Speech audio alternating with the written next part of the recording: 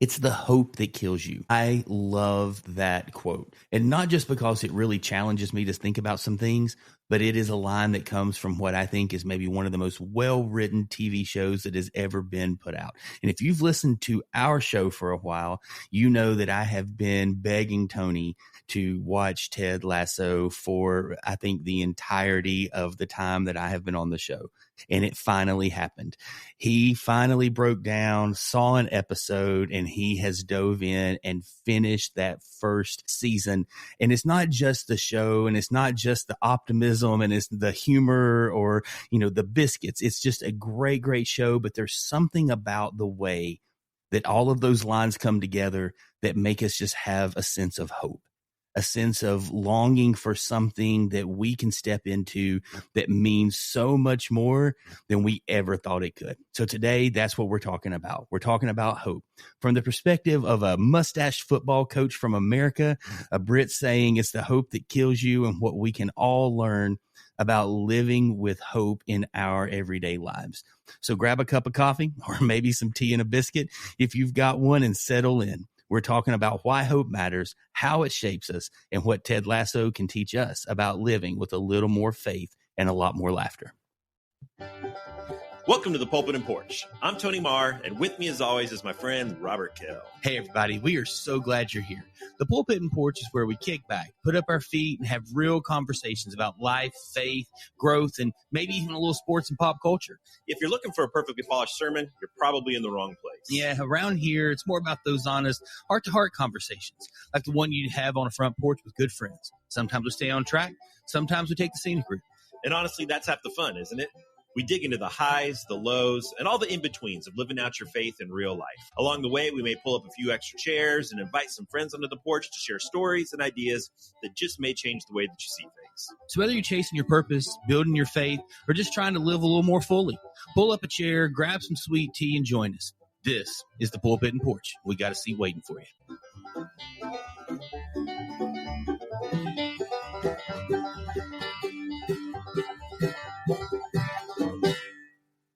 I've been a bachelor the last week.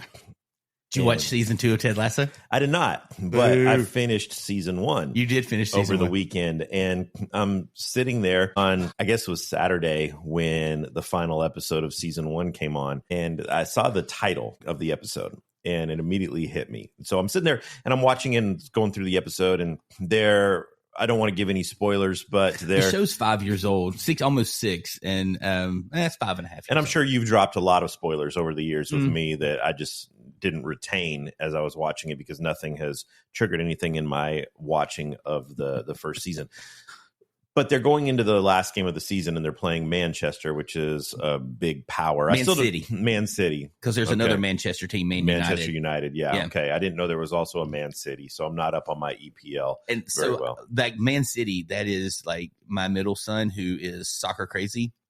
That is his team. He loves those guys. And I'm a Man City fan right now because of their coach. You got to see Pep Guardiola in I think it's how you say his last name. I'm not very good with all that pronunciation stuff, but he was the coach that was in the show as well. And so I'm a Pep fan. So wherever he coaches is where I'll be rooting for. All right. So you're about the name on the back of the jersey, not the name on the front of the jersey. No, I'm about the coach. All right. That's very different. I could care less about either. I don't understand. So I played soccer for about 8-9 years. Mm-hmm. I still couldn't explain to you offsides, much like Ted Lasso. And what I didn't get in the show is that Jamie, the star player, then gets claimed back by Man City. I don't understand how one of the best players, an all-star MVP candidate, is on loan to another team that you're playing against. My thought was that Man City was in a lower league or maybe a higher league, but yet they were the Premier League. And so I didn't quite understand all of that dynamic, how then they're playing against them in this last game of the season when he was playing for them. He wasn't traded. He was claimed back because he was on loan. I didn't get any of that. But anyways, I would say we do not have time for that conversation. I would love to explain all of that to you. And the Premier League, along with La Liga, are kind of like the top things. But then there's the Champions League and all these other like tournaments and MLS. stuff. That's nothing. I mean, that is such a joke. And there's actually a conversation around an entire another league forming inside of the U.S. The MLS is talking about aligning their schedule to European, more international schedule. Have you heard of Messi? I have, and he's the best player in a trash league. And anybody is welcome to email in on that, and I'll have that conversation. I mean, I don't care. I'm not saying I'm not as good as any of those players, but I'm also not want to be a professional footballer. And so, like, for me, like that, You're in America. Say soccer. Honestly, I've spent way more time around international players and coaches than I have American players and coaches in my kids' time of playing. All three of my boys played soccer locally here, and they have all played in that space, and most of their coaches were not from these here parts. They've had quite a few people invest from them. They're international coaches. And then when I worked with in photography world, I worked with a local semi-pro kind of USL team that was vast majority of it was half the players were international. And so I think we had 19 countries one year that were involved, or 20. I think the most we ever had was like 21 or 22. And so we had those times like 18 or 19 countries, and it was awesome. And we had a kid one year, they called him the French Messi, and he spoke like 7 words of English, but he was incredible. He was so fun to watch. Had a guy one year with us that played for like a week and a half. His name was Charlie. And Reed, so good. And he was from England, and he just absolutely like willed us to like 2 victories, and then got picked up by a pro team overseas, and he was gone. And so that's just kind of how it works. But anyway, so it's the last game of the season. Last game of the season. They're there. Man City. They're playing Man City. They have to win to keep from being relegated, which I think is brilliant. I think that U.S. sports should adopt this idea of relegation, especially in college football. Man, I think college football would be great. That you're relegated down to Division II. Oh, I think it's brilliant. And so, but Man City's the best team, and they have the best player. And Lasso walks into the locker room, and his locker room, the game hasn't even started yet, and they're just down. They're defeated. They know that they've already lost. And as a coach, I've had times, not of football or soccer, but of high school basketball, there are times when you can tell that your team has already lost the game before the game's even begun. And he walks into the locker room, and everyone's just downcast. And he halftime. No. This is before the game even starts. Before the game even starts. And because he hears the quote from the bar. Right. Yeah. Right. So, and he walks in, he says, "So you guys have this quote over here that I don't really like. It's the hope that kills you." And then the camera pans around the locker room, and all of them are shaking their heads saying, yeah. And he says, "I completely disagree with that. It's the hope that drives you. It's the hope that keeps you going." The whole episode, it's titled "The Hope That Kills You." And that's what we're titling our episode here today, based off of the inspiration came from watching that episode and seeing how we kind of have this pessimistic mindset so often that why hope? Because hope is just going to let you down. And so I want to kind of spend some time today talking about hope in a different light. Today, I want to spend some time looking at how maybe we've misunderstood hope. And from the perspective of an overly optimistic American football coach who gets called overseas to be a football coach, I want to spend some time today talking about this idea of hope. First off, I just want to ask you, you are, as you've already well established, you are very well cultured in all things UK. I don't know about that, but I've definitely I've been a fan of Ted Lasso, and yeah. Why is that such a popular saying in that part of the world? It's the hope that kills you. So it's interesting. I was actually preaching months ago, if not a year or so ago, and I was researching that quote and looking through it and just really doing a deep dive on it. And there was a reporter who just in a soccer season, big game coming up, and just kind of some of this feeling of, man, I've got so much hope, but it's the hope that kills you. And so I've always thought, man, how cool would it be to be that guy? to like really kind of come up with something that I'm sure somebody sitting in the back of a pub. You hope he copyrighted it. You know, you write something like that and you probably don't think about it. I don't know back when this would have come out that Pat Riley copyrighted three-peat and has made more of that than he has in dumbest all thing his in the career. world. I don't think that should be legal. But all these things of just like, you know, that the thing you kind of go, man, how cool would it be to say something that literally has transcended time and just cultures and all of this stuff. And so you ask why, you know, why that phrase, why do you think it's just, I mean, I think it's true. Like we feel because of our feelings, not because it is true itself, but the hope kills us because we get our hope placed in something. I mean, you pastored in Northeast Tennessee. When I remember, it's not as bad as it used to be, but there was a season of time here that if UT lost a game on Saturday, church attendance was down like 14% the next day. We knew that. Like we knew we could almost, there was literally a percentage. It was somewhere between 10 and 14%. It might've been like 12, but there was literally a number that we knew if UT lost, church attendance was going to be down in that range of percentage. And it's because our hope is put in things that have the ability, and I guess any hope put in anything has the ability to let us down. But that to me has just always been that thought as, you know, Ted Lasso came out August of 2020, which was the only good thing to come out of 2020. I feel like the Dodgers and Lakers did win championships that year, but yeah, the Dodgers winning the World Series, the Lakers winning the NBA championship, and Ted Lasso. That's it. The other two don't matter. No, it's just Ted Lasso. But that was that whole thing. And so I've been kind of processing that quote since 2020, and I love that thought and that idea. It's not just Brits. I think that it's not just the English. That the quote might have started there, but I agree with you 100%. Yeah, I think that we're so about emotional self-protection. And that's what that phrase is all about, is emotional self-protection. Hope makes us vulnerable. And if you don't ever expect anything, then you can't be disappointed. But if you don't ever expect anything, then you can't be inspired either. And so I think it's a dangerous mindset to have, but it's based out of this idea for self-protection and emotional self-protection.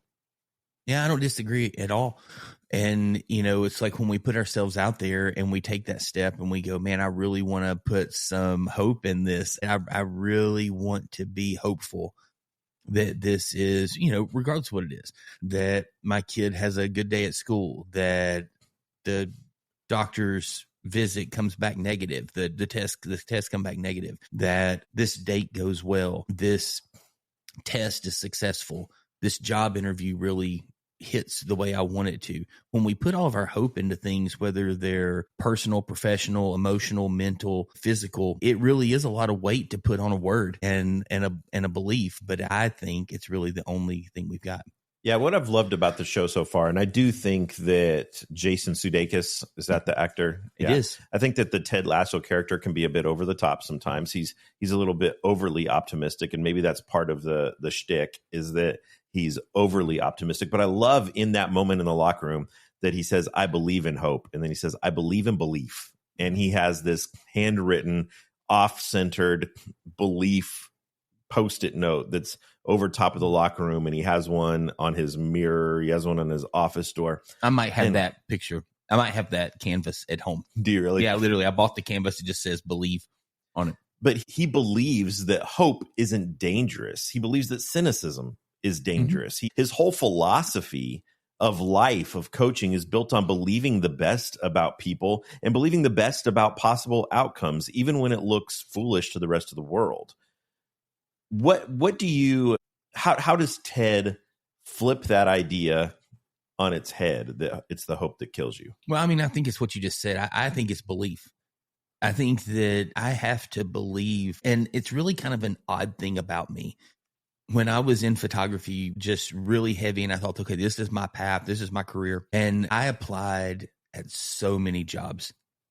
I applied to be at NFL teams, MLB teams, like hockey. I mean, just any colleges, anywhere I saw inside of job openings that were available inside of photography, And depending upon the size of the organization, sometimes it also included video and graphic design. But I was applying for those things. And I remember one day one of my kids looked at me and they go, I don't know how you do that. And I'm like, well, it's just an email. I've already got the resume tied up. No. How do you get so excited about something? How do you have so much hope knowing that it's probably going to crash down? I said, but what if it doesn't? And they're like, but the next day you're fine. And I said, because it was never about a specific job. It was about the next step. It was about the journey to go, what if? I mean, what if that happened? What if that opportunity was there? And the thing for me and for my journey is I trust God enough that I can have hope in a next opportunity. I can have hope in a situation that I'm in.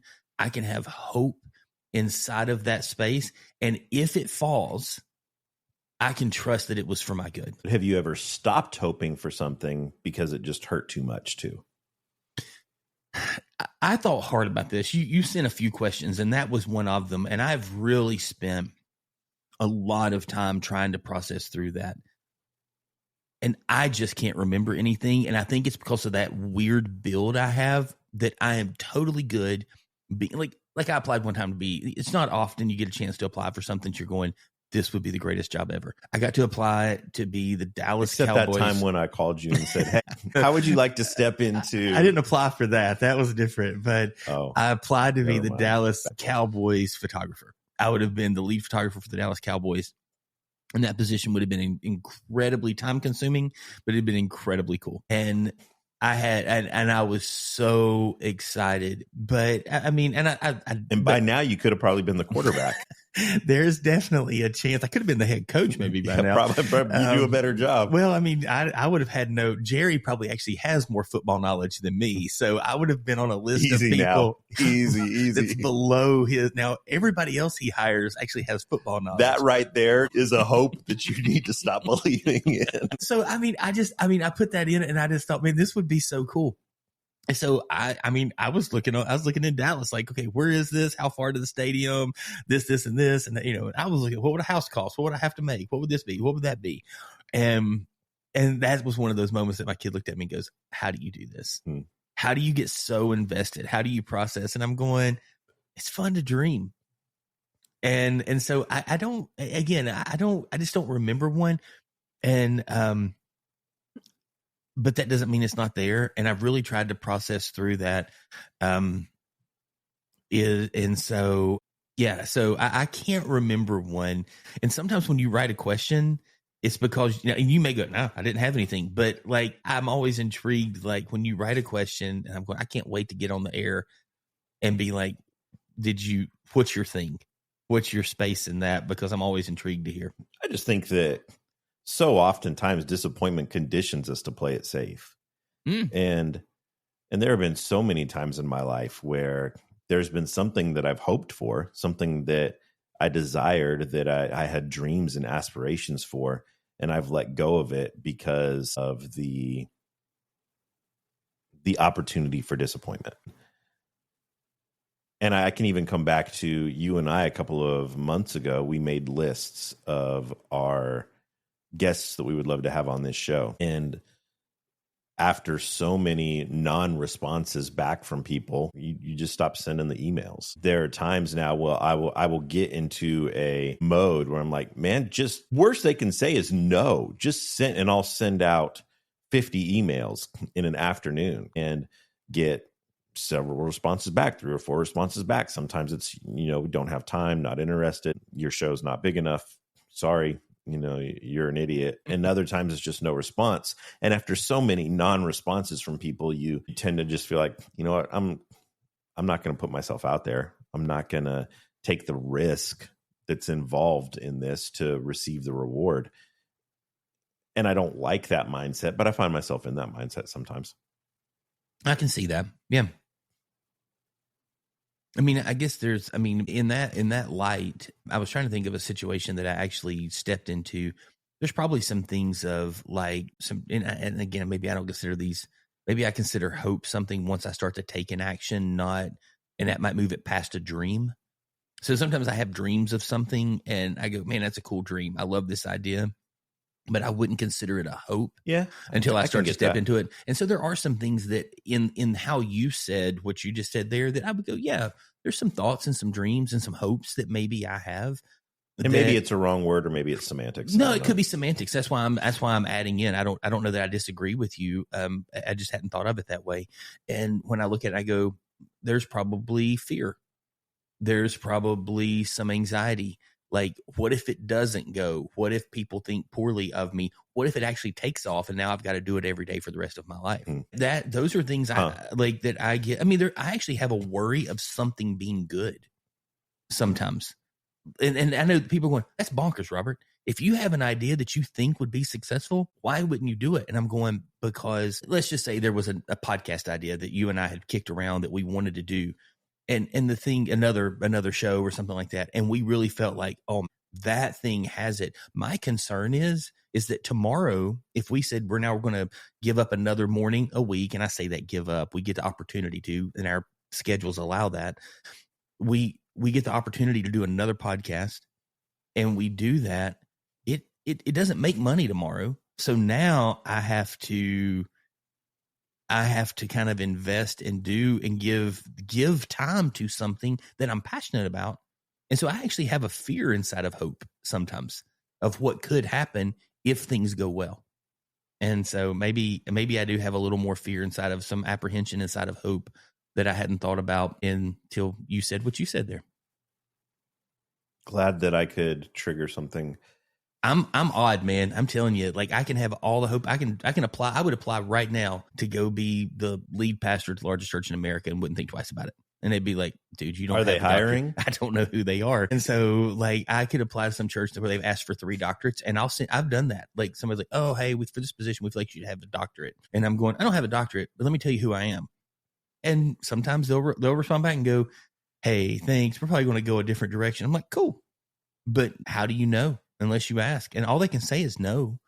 And so at that point in time, it's like, oh, but that's my job. To take something on that becomes successful, that is an extra job, that feels like a lot. And so I get nervous about things that I probably shouldn't be. And I'm incredibly bold about things that I probably should be a little more nervous about. I think so often our hope is dependent upon outcomes. Agreed. That it's dependent upon results. So what does it look like when our hope depends on results? I think it's fragile, or fragile. We're getting close to Christmas time. We are getting here. close, yeah. No, we're still, I mean, we're months out. I mean, we're plural still, a couple months out from that. But not if you walk into Hobby Lobby, we're not, or Lowe's or Home Depot. Yeah, it's all crazy. I think what our world is, I think when our world's based on outcome, not process, we find our purpose and identity in the result. And that starts to really make hope I think a fragile thing. It's so difficult when our answers to prayer determine our peace. That's a really good statement. When our answers to prayer determine our peace. Because we pray. It's our hope is driven on outcomes. We pray with hope. And and if we don't get the outcomes that we want, if God doesn't answer our prayers in the way that we want, in the time that we want, that it determines our entire outlook on life, our entire structure begins to fall apart. When our joy in life rises and falls on our circumstances, that's a horrible place to live. Absolutely. And so my question in that would probably be, I'm not sure yet. Wait a second. It's actually going to be like, how do we, because when you're talking there, like, do we confuse hope with like optimism or maybe even wishful thinking? And like, how do you balance those two things? Yeah, you kind of said something similar to that a little bit earlier in our conversation. I think we absolutely do. That optimism, right? Optimism says things will work out. Things are going to work out the way that I want them to. That's what optimism is. Correct. Yeah. Optimism is things will work out the way that I want them to. Hope says, even if they don't work out the way that I want them to, God is still good. God is still in control. No, and I think that's the hard thing. And I think it causes us, just like I'm actually wearing the hat of a fake football team on my head today. I wear the AFC Richmond hat all the time. So this is my ignorance. AFC Richmond is not a real club. Not a real club. But Man City is. Man City is. Every other team that's mentioned, which is super interesting to me because there is a real team that comes into play very heavily in a couple seasons in the third season. And I just find it really weird that team comes to play in the way that it does, because I'm like, why would you want to be labeled that way? But they are, and they're a real club. The other thing that I love about the show is that it reminds me of Cheers, because you have three guys who just live in the bar the whole time. Same three guys are there every single time. Yeah, and then there's a couple of stragglers that float in and out. You got the old man that reads the paper that's in and out there sometimes. And so, yeah, there's just some really fun characters that constantly pop up in, and the town feels really, really small to be as big as it is. And I think it's something that's probably pretty cool about England and how that all plays out. But no, yeah, I mean, I love what you're saying there, wrapped around that idea of that, when you start to get something that's just wishful thinking. Because see, for me, hope for me is I put this in and I go, I have a hope that I have the skill set, I have the ability. So I have the talent, I've put in the work, and I'm capable and competent enough to do this job, the position that I'm applying for, or this opportunity that I'm looking into. But it is like when I start to get into looking at like what a house would cost 30 minutes away, there's some wishful thinking inside of that. But those things aren't tied to my hope. And so maybe, like I said, maybe that's where I'm the weird duck inside of this. And I just go, that was fun. I got to learn from the process. Maybe a lot like Dawn Staley doing, like she talks about where she interviewed for the New York Knicks job. Yeah. And she just goes, I know the process now. And I'm going, mate, I think she'd have liked to have the job.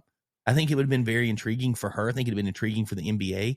I'm not sure how she would do in that role. She's a brilliant basketball mind, but I just kind of go like, I understand the process a lot. Like when I heard Dawn's interview, parts of it, there's some things that I don't understand because she's way smarter than me and I haven't gone through that kind of stuff.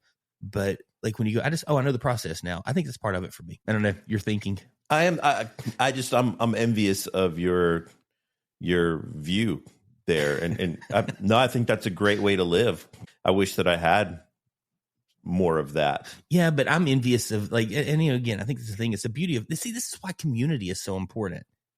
And I think it's one of the things that you and I have a ton of fun when we get to do projects together. And I love the fact that we go to church together. I love the fact that you're a part of our teaching team. I love the fact that of all of these spaces and moments that your wife is, of course, she and my wife are good friends, and that she's a part of like leadership at the church and does some really, what probably would feel small to a lot of people, but she creates a culture and a vibe and an energy for a group of people that helps just do a lot of good stuff. And I love all of those things. But one of the things you do is some of the things that cripple me, like fears that I would have that if something goes well, you would never have that thought. If you felt like this is a good idea, God's put it on my heart, you would step into it and you would give it insane amounts of time, like almost compulsive, obsessive amounts of time. And it's something that, and I make that sound like a bad thing. You would not overcommit to it, but you would commit at a very serious high level. It would not ruin your family. You would still have date night with your wife. You would still have the time set aside for your kids. You would be the trips or the things you're doing. You wouldn't go shutting down everything for 8 months so I can just do this. You would still that's the thing that I look at and value about your investment in my life with some things. And so you and I are really opposites that kind of, I think, have ability and to encourage and shape each other and some stuff. Yeah, my wife is going to call me as soon as she hears this and say, I can't believe that you just admitted that on air in front of thousands of people. And I've been saying that to you. And she's gonna, this next sound bite, she's going to cut, splice, record, and play back to me. She's making it a ringtone. She probably will make it every time I call her what I'm about to say. No, she can't make it when you call because that means you're not there. She will make it when everyone else calls. I'm not an optimist. but I'm very hopeful.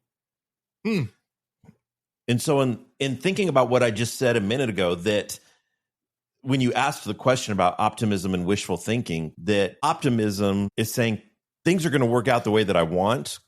That's not me a lot of times. That I just don't have that optimistic attitude. I've experienced so many things in life that have jaded me and made me so cynical on things that I don't have a lot of optimism that things are going to work out the way that I want.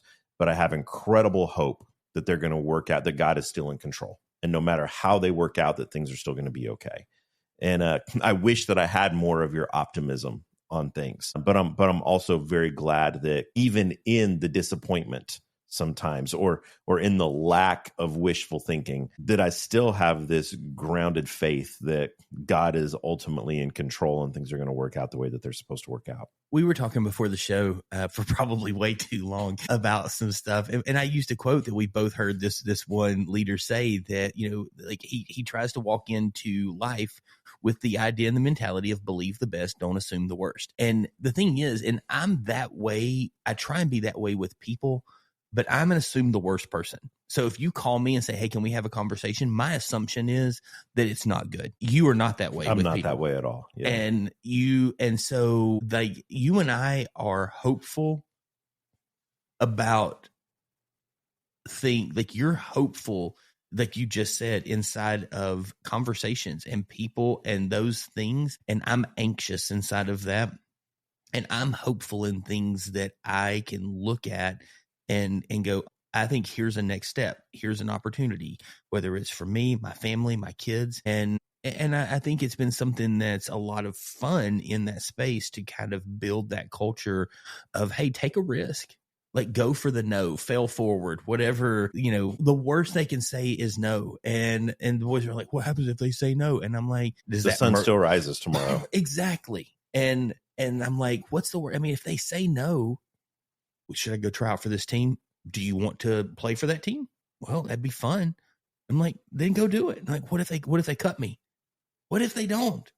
Like, and so I don't have any apprehension about those types of things, but I do struggle sometimes in having hope. I have a very low hope of people, and it's a growth thing. We talk about that. It's not like I have no hope. I would have a lower hope in that space, and I don't trust. And so there's just, like you said that about, oh, hey, here's the things I have hope in. And I'm going, yeah, I don't have hope in that. I don't have, not at least not as much as you. And so I just think we're all in those spaces. And again, it's why community is important, because, it was like 3 weeks ago.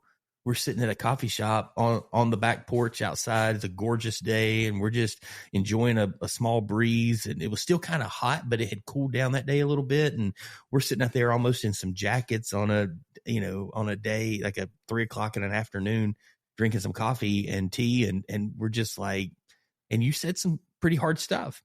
And it's like, yeah, that's why community is important, because I need to grow up here. I need to have a better outlook. And I think that's the thing, is that hope really comes from an outlook lens. And if you're looking through a lens where it's so negative and tearing you down, and you're just like, oh, there's no way this will work. But what if it does? And what's the worst that happens if it doesn't?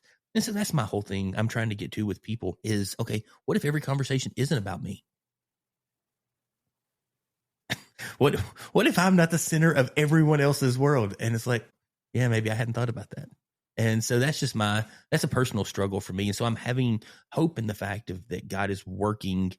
And it's hard for me to be like, oh, hey, God's working good in these ideas, but he's not working good in relationships. So maybe hope isn't about outcomes. Hope is about outlook. Yeah. Because, I mean, I don't know. I mean, we're coming up here in a second, like one of the questions you asked. And I just love, we talk, faith is the assurance of things hoped for, the conviction of things not seen.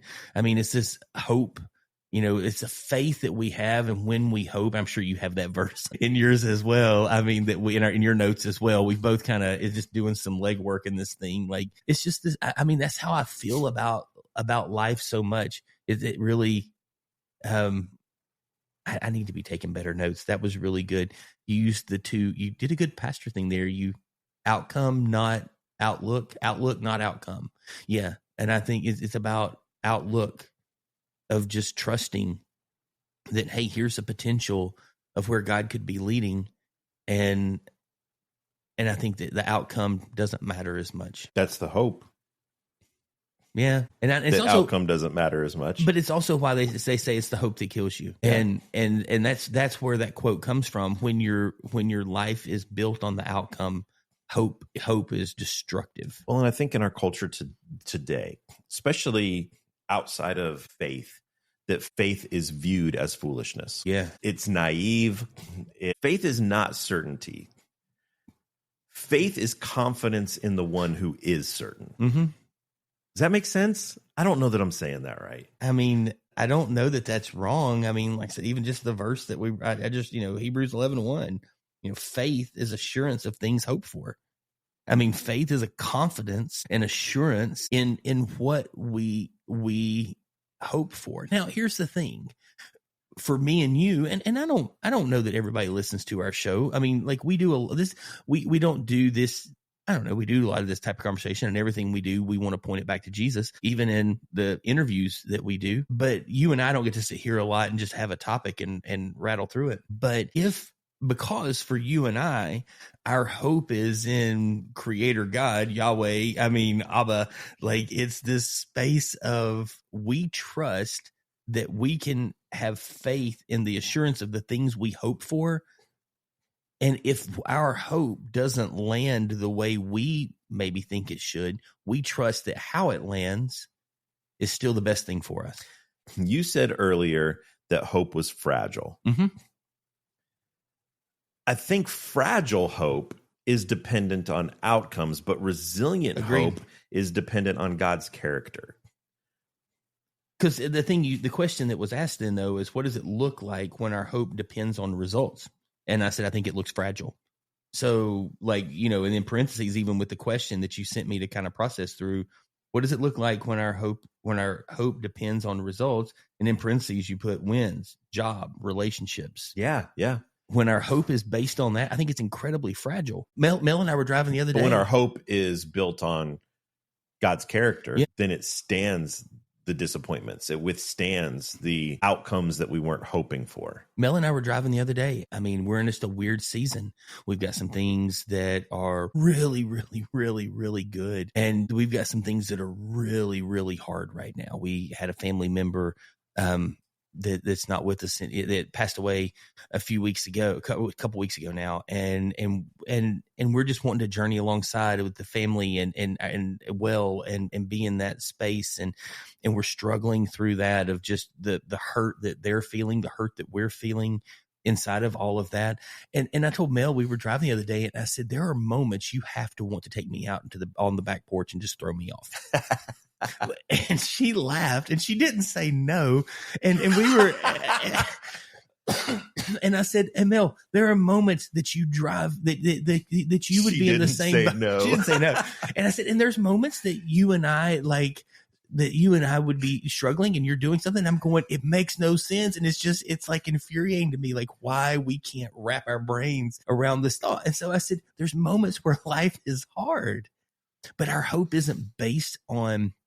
Our hope starts being based in, like you said, in a relationship with Jesus, which leads us to going, okay, this is a flawed human that I love dearly, that God has blessed me with, and I get a chance to figure out my brokenness as well as help them journey through theirs at the same time. And I think that's the thing about this is, like you said, when our hope is based in the wrong thing, you throw people off the back deck. When it's based in the fact of that God is good, and that everything else, when that's the foundation and everything else stacks on top of that, when things crumble a little bit that are on top of that, we still land on a firm foundation. And that for me is the result here. I love the hope conversation, and I love the fact that it's a part of Advent. I love the fact that it's the opening week of Advent, isn't it? Hope is the first week, I think, inside of hope, love, joy, peace. I never get the order correct. I feel like it's hope, love, joy, peace. But anyway, I could be wrong on that. But I just love the concept of hope. And I was like you in 2024 or 2020. I mean, when I was watching this for the first time, And that popped up, and I thought, I cannot wait to see what the hope that kills you means. So we've seen in the last couple of months, we've had guests on that have personified this idea. And we're going to take a quick break. But then when we come back, I want to dive into a little of Andrew Carrier's story, a little bit of Jodi Ramey's story, and how they have shown this idea of resilient hope. We'll be right back after a message from our sponsor. Empowering leaders, enriching lives. That's the heart of Hire Ministry.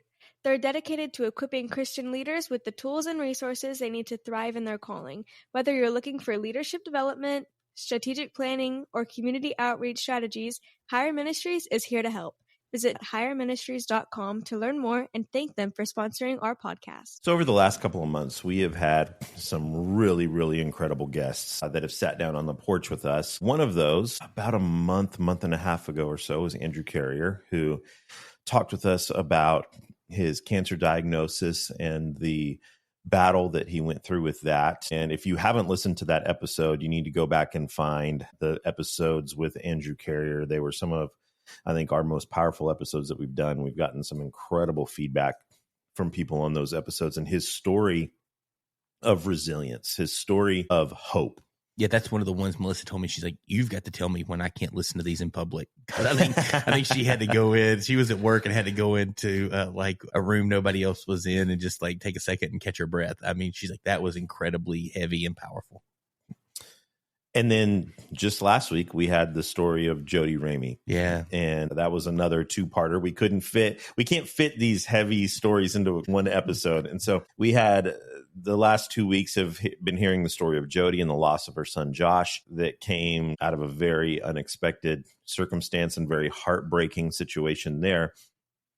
But through it all, Jodi and Andrew both lived out this idea of hope that we're talking about. A hope not in outcomes, but in a hope of something more solid. What did you notice in their stories? I think that the thing that was consistent in both of them, it's a little bit of what you just said. I mean, like I think about Andrew talking about this life and raising his boys and you know, a wife that he loves, and he's just like, you know, I wasn't ready. He was ready, but he didn't want to leave. He wanted to be here for them. And so for him, like you talked about determination, I just remember him talking about like, well, on my lunch break, I'm gonna run over here and get radiation. And I mean, hey, and then this and this and this. And I'm just going like the commitment and the trust, the hope that you have that God is working. And whether the test results come back how you want them or they come back with harder news. I think Matt Chandler one time when he had cancer, he just said, we're either going to have some really good things to praise God for or some harder things to praise him through. But either way, he gets the praise. And I think that's the thing for me with both of them, with Andrew and with Jodi, is that inside of some moments, and I just think about Jodi, she had some moments of just real rejoicing, even in her story. And like, hey, we got to this place and I saw God working and it was so good. And then a lot of times, and honestly, and in the main story that we were talking about, it led to something that shortly after that was really hard.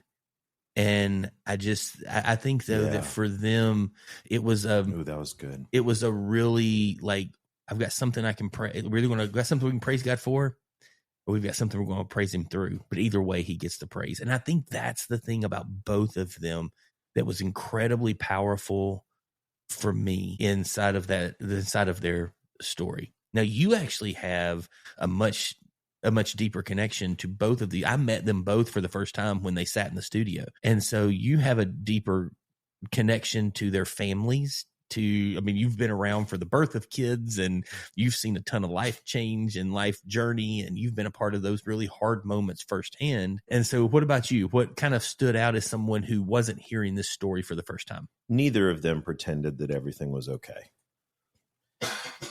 They both showed hope that was honest. That's really good. It wasn't always nice and neat. Sometimes it was messy. But it was honest. They lived in the tension of their circumstance but they never let go of God's goodness in their life. And I think that's what really stood out to me for both of them, is they didn't try to pretend that everything was okay. Yeah. They didn't try to pretend like it was all going to work out. Andrew hoped that things were going to work out. In Jodi's situation, she knew that things weren't going to work out the way that she wanted them to. She wanted her son back, and that wasn't going to happen on this side of eternity. But they believed in God's goodness. And I loved what you just said, because our next question was, how does biblical hope differ from the fingers crossed type of hope? And you answered it so perfectly right there in what you said, is that it's not a hope in maybe, it's even if. Yeah. I love, and some of these things pop out to me because I love movies, and I know these verses this verse outside of that, but I always think of Remember the Titans, and anytime someone quotes Isaiah 40:31, I just want people to start singing it in the middle of a gymnasium with a football team, and but those who hope in the Lord, He'll renew their strength, and they'll soar on wings like eagles. And then I can hear the guy Rev going, like eagles, y'all, like eagles, y'all. I mean, and they will run and not grow weary.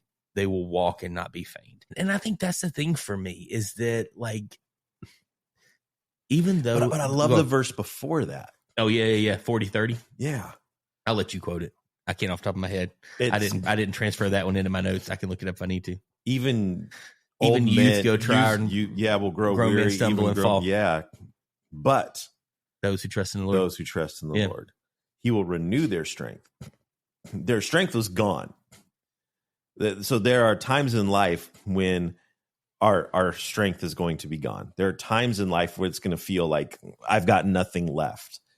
But those who trust or hope in the goodness of God, that He will renew their strength. He's not going to keep it from dwindling. But if you hold on to Him, if you have faith in Him, if you have a hope in Him, if you trust in Him, that faith will be renewed. And sometimes it will be renewed to this level. And I know that we're not. You just did a motion for everyone to not be able to see. Sometimes it will be at the mountain level and you will be soaring. Other times, man, you're going to barely be able to walk. It's interesting. But I'm going to renew your strength. You think about like this here, and maybe I'm off. You can say, Robert, that's bad theology. But I was sitting in a men's group yesterday morning, and we were just talking about the sermon from this past Sunday, and we're preaching through Jonah right now. And he said, man, the verse that I have loved. And this guy's like reading Jonah for the first time, and a newer believer, and just loves Jesus and just really taking some steps here. And he said, I love the fact that he says in the deepest roots, like down in the mountain, in the deepest roots in the mountain, that God is there. You were there, you were present. And so, like you said, it's in this deep root, like things like Jonah 2:6, 2:7.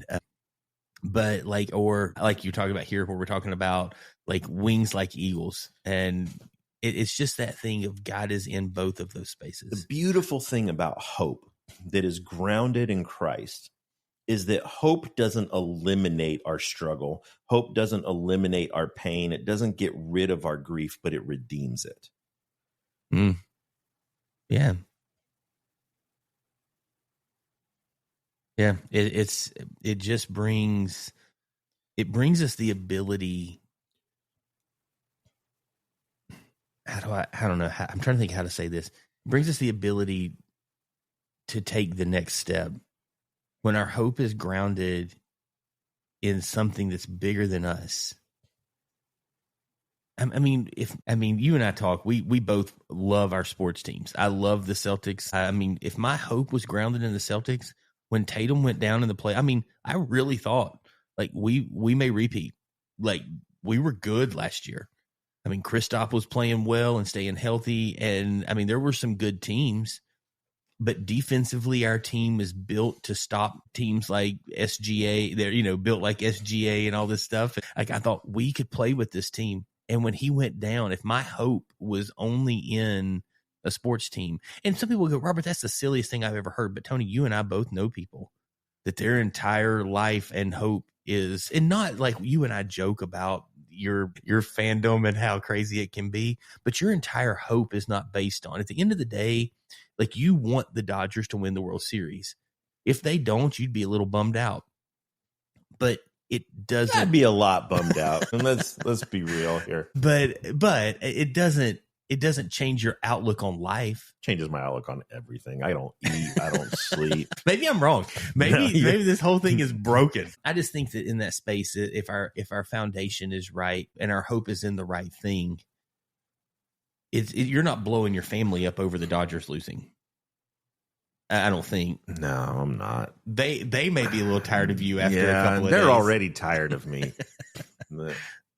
No, it's. I did tell Amanda the other day. You were out and she was at church and we were talking. And I just said, if the Dodgers can get swept, I need the Cubs to win. Then the Cubs sweep the Dodgers, and then this. And I said, I'll be good. That's what you were hoping for. Well, I'm more of a Cubs fan than a Dodgers fan. I'm glad that your hope was based on outcomes, and those outcomes failed. And I don't care. See, that's the thing is, I have not cared at all. I don't know that I'm overly excited about whoever wins the World Series this year. I might be a Seattle fan right now. So, yeah. I'm still. I love what you said a few minutes ago, and I think that it really just summarizes and everything that I would want to say is that hope isn't maybe, it's even if. I love that. We should make that a t-shirt. You should throw that on bumper stickers because I think that was incredible. And I think that's what we saw out of Andrew's story is that I'm hopeful that I'm going to be cured of this. I'm hopeful that my kids are going to have a dad. But even if, I still hope in you, God.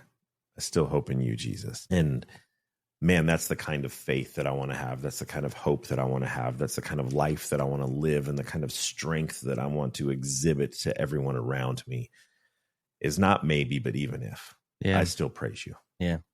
Even if you're still my God, even if the outcome isn't the one that I'm pushing for, that I'm praying for, that I'm hoping for, my hope isn't grounded in the outcome. My hope is grounded in you. And it's one of the things people ask a lot, especially, if they're ever at the church that I get a chance to be a part of. And if you're ever there and I'm preaching that day, or if you see me worshiping or something like that, like I'm a relatively emotional person. Are you? And so, but that is why. Like what you're talking about is when we sing a song and it's just going like Christ is a firm foundation. Like there was something a minute ago that was said, and I was just processing through a song that we sing, and I'm just going, and I feel those things deep in who I am because I really believe that is who God is. And when I'm teaching, and get a chance to preach and teach on a pretty consistent basis, my heart is just so moved because I want people to feel that. And that's what draws. It's not that I'm nervous or upset or scared or anything like that. I'm incredibly comfortable on a stage. I just want for people so deeply what God does for me. And even more, even at a higher level. And I think that's why, like what we're talking about here, is I just have a hope and that God is who he says he is. And I can trust that. And that in that, I can follow the ways of Jesus and it will make my life better and more complete. So we both have hopes personally. Yep. We have hopes professionally. Yep. We have hopes for this show that we're sitting on right now. And we've talked about those hopes. We've talked about those dreams, those expectations that we have for this show. And while I think that we're very thrilled with what we've been able to do and what we've been able to accomplish, we have a hope that we want it to see it grow. We wanted to see it do bigger.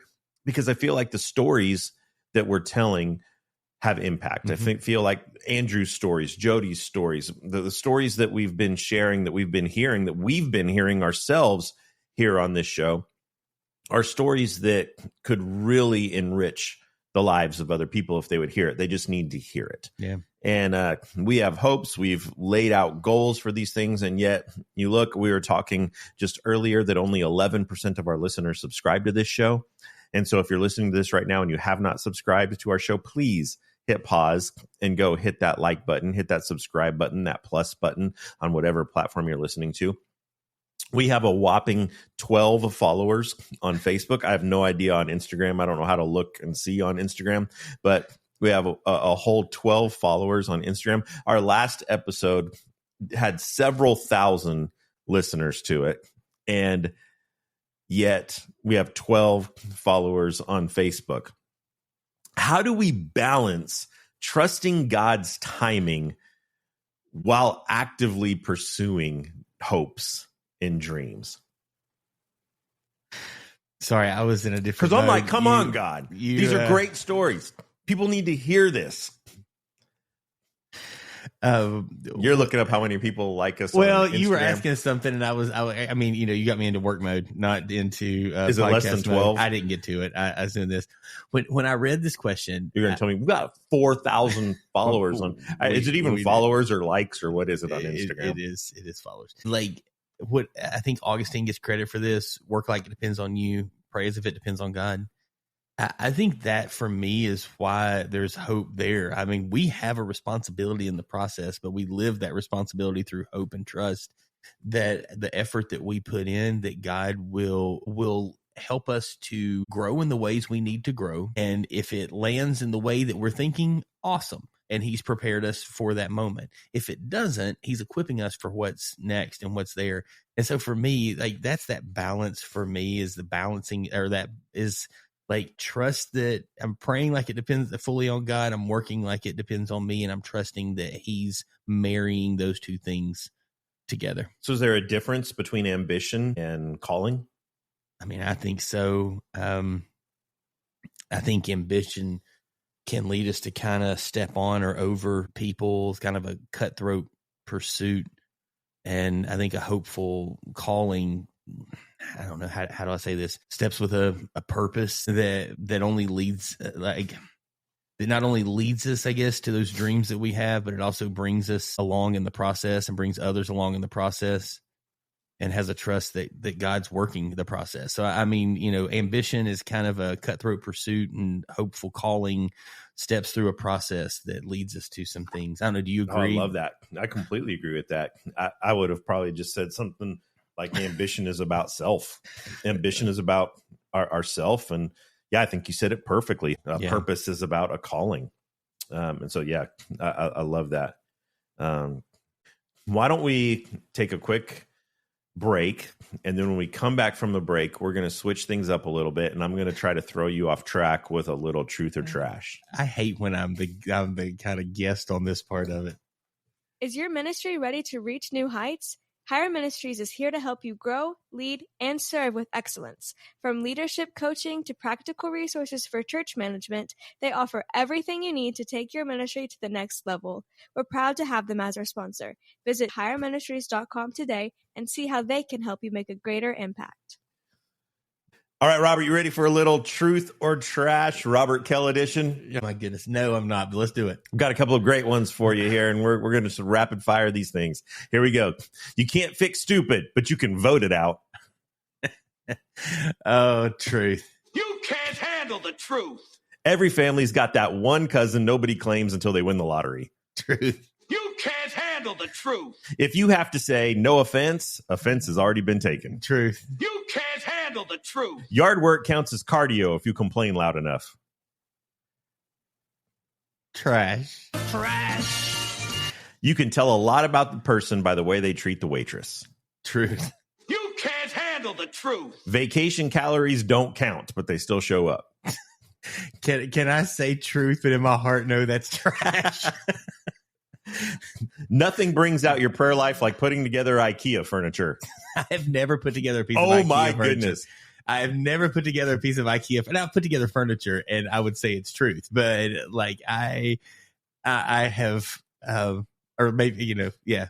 There's nothing that challenges you to not say words you haven't said since you were a teenager than when you're putting together weird assembly furniture. I don't care what you say. That one is truth. You can't handle the truth. Everybody says they love fall until it's time to rake the leaves. Oh, I'm trash on that one. Trash. I love fall. You like raking leaves? I love fall, and that's what I have to deal with leaves to get it. I love it. Did you hear my leaf story from last year? Did I tell you what happened? I don't remember your leaf story from last year, so I feel like it's something that should be told again. So we, when my dad passed away, my parents had this big, huge mower. They had 4 acres of land. Well, we have a half-acre lot, but Mom's like, you need that mower. And so this huge John Deere riding mower from like the 90s, but it's still a great mower. And I'm out there and I'm going, I'm just going to blow the leaves up. And as I'm blowing them, it's pushing them some. Well, some of the leaves get on the I guess the exhaust that are there. And I've never seen this happen. And next thing I know, I have a pile of leaves the size of your desk that are on fire, burning, like flames, like huge, in our front yard. A water hose isn't long enough to get up there. I actually had to call the fire department and get them to come in, and they got out some little like squirt gun and squirted it out. And I was like, guys, I'm so sorry. And they're like, hey, this is why we're here. And I was like, I appreciate why you're here, but I am so sorry. But that's I do love fall. I love fall so much. It is hands down my favorite season. I mean, when I can, a hoodie and shorts. You wear a hoodie in summer. I don't wear one in the summer a lot, but I do. I love hoodie and shorts. That's my favorite weather. This is it. The older I get, the more I realize naps are wasted on children. Truth. You can't handle the truth. You're not running late. You just underestimated life. Trash. Half of adulthood is just saying we should get together sometime and never doing it. Truth. You can't handle I've got the 3 truth. of those appointments right now that's happening. The older I get, the more I understand why my parents sat in the car for 10 minutes after getting home. I'm going to say trash. I enjoy coming home. You just survived truth or trash. Oh, my goodness. Okay, so since I was the truth or trash guy, like as we're wrapping up here and kind of stepping through this, I'll ask you a couple of questions, and you can help us kind of maybe put a ribbon on this conversation today. But why do you think God asks us to hope anyway, even knowing we might get hurt? Oh, I think because our hope keeps us connected to Him. It's an act of faithful obedience that says you're worth the risk. Yeah, that's like my thoughts around that were, a little bit different. I said more to how we build faith, but I love what you said there. That is really, really good. So like in that space, like with the risk of us getting hurt, what happens to our heart when we decide that the hoping's not worth it and we stop hoping? What happens to us as people when we stop hoping? We harden up. We stop dreaming. And I think when we stop dreaming, we stop loving. When we stop loving, we stop believing that things can change. And we start living a life of self-preservation, self-protection, instead of a life of faith.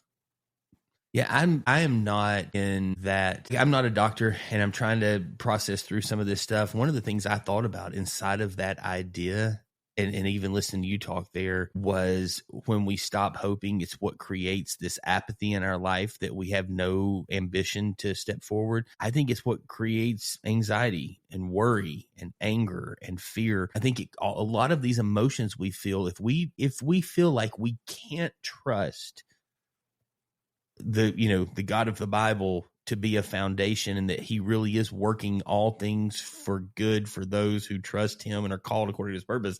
If we don't believe that step, then when we stop hoping, it just creates an anxiety, especially if we have a faith connection inside of Christianity and that idea. Yeah. So last thing that I would say is like, if you were going to kind of send people out and going, okay, like here's a step, here's a way that you can maybe start to take a small step of hope. Like, what small act of hope can someone take this week? Some small step towards hope in their life that could help them to start to believe again. Pray again. Believe again. Try again. Maybe for some of our listeners out there, it's been a long time since you've tried. Maybe it's been a long time since you've believed that life can look any different. Maybe it's been quite a while since you've prayed. And maybe your prayers need to not be outcome driven, but just driven in the hope that God is still in control. God still has his hands on your life and on your situation. And that regardless of the outcome, that you have hope that God is still good. Yeah, I think that's great. I agree with that 100%. My thoughts are very much aligned to that. Just take that step, believe again, believe in a dream you had for your career, believe in that dream that you had as, you have, I guess, not had, but have as a parent, as a spouse, as a son, a daughter, a friend, and believe in the hope that you have in faith. Well, that is all the time that we have for this edition of the Pulpit and Porch podcast. I want to thank you for tuning in and listening to us ramble on about hope today. Remember that hope is risky. Hope can hurt. Hope can make you feel like you're standing on the edge of disappointment. But here's the truth. Hope also lifts us up, carries us, and sustains us. Hope is what held Jodi, Ramey, and Andrew Carrier through seasons that felt unbearable. And it's what turns ordinary dreams into extraordinary lives. And it's what reminds us that even in the mess, even in the chaos, even when the outcome is uncertain, that God is good. So go ahead and hope again. Dream again, pray again, and maybe, just maybe, pass someone a biscuit while you're at it. Because hope isn't the thing that kills us. It's the thing that keeps us coming back to the porch, ready to live, ready to love, and to believe a little more tomorrow than we did today. So thanks for listening to The Pulpit and Porch. Subscribe to The Pulpit and Porch. Share The Pulpit and Porch. Follow us on Facebook. And we'll see you next week on The Porch.